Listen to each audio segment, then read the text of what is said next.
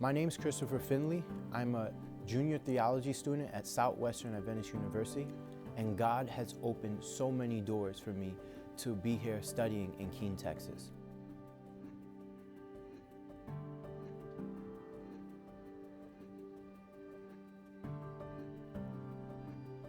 I remember after my first time canvassing in 2017, when I had to register for my second semester at Southwestern, and I didn't have all the money I needed to go back to school. I felt anxiety, I was facing fears, but I decided to pray and to ask God to show me a miracle. I walked to the Findley building and I went to register for school, and they let me know that they would allow me to start my classes, but I would only have 3 days to pay my balance. I prayed with Manny, one of the financial advisors, and he actually found the scholarship right then and there that would start me towards my goal.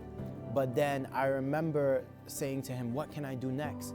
And I thought, you know what, I'm gonna go canvassing. So I went out into the parking lot to go canvassing. It was in the winter, so it was getting very brisk and cold at this time. And I went to start my car, but it wouldn't start. I didn't know what I was gonna do next. I called my canvassing leader. We actually called a tow truck, and they tried to jump the car for 45 minutes, and it still wouldn't start. So I went in the back seat, I grabbed my canvassing bag, and I just decided, I'm gonna go canvass in Keene. Many people told me, you can't canvass in Keene, it's not possible. Everybody already has steps to Christ. Everybody has Desire of Ages. But that was the only option I had. But it was enough, because even with a small mustard seed of faith, while I was leaving the parking lot, somebody reached out and said to me, hey, where are you going? I said, I'm going to canvass. And it was a church member from the church that we just canvassed at Mansfield Church. He says, don't worry, I'll help you. I kept canvassing, walking down Old Betsy, going to go canvass now. And I received a call from my canvassing leader that says, no matter what you do, keep canvassing. I said, why? He said, because a man just walked into our office. He asked about you. Are you a good student? What are you studying? And then he said, he's going to pay your balance for school. As I knocked on the door,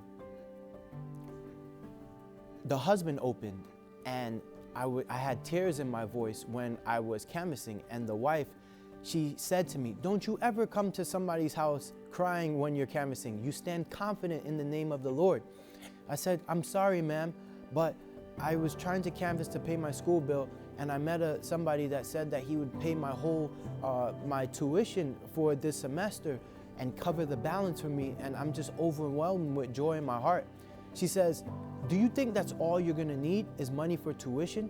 She says, you have just met your sponsoring family. Put my number in your phone. We're gonna put money in your bank account every month so that you can make it through school. After that, I just thought, like, wow, could anything get better at this point? I continued to canvass, and then I went and I found the final house where the brother in front asked me, are you a canvasser? I said, yes. And I said, this is the best canvassing day of my life. And I went through the different testimonies that happened to me that day. And then he says, wow, that's amazing. My father was a canvasser, and actually I'm a mechanic, and I'm gonna come tonight and fix your car.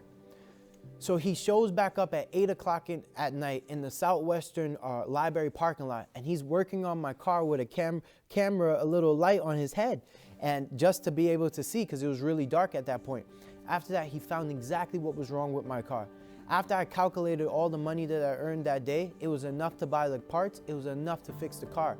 So when I took the money, I put my tithe and my offering aside, and then I went to hand him the money. He says, no thank you, sir. Your money's not good for me. I'm gonna cover everything. At that point, you know, you feel those goosebumps. You just see how much God actually loves you, how we're so unworthy, how it says, trust in the Lord with all thine heart and lean not unto thine own understanding. In all your ways acknowledge him, and he will direct your path. With a little small mustard seed of faith, it could change your whole entire life. So I know right now during COVID, it's hard. We're facing anxiety, we're facing heartache, we're seeing our friends and our loved ones around us get sick. But we have to continue to trust in the Lord with a greater hope to know this is not our home, but Jesus is gonna come back soon, and he has a place in heaven that we can be with him learning more about his love forever. And that's what brings me peace, and that's what brings the rest of us peace as a body in Christ.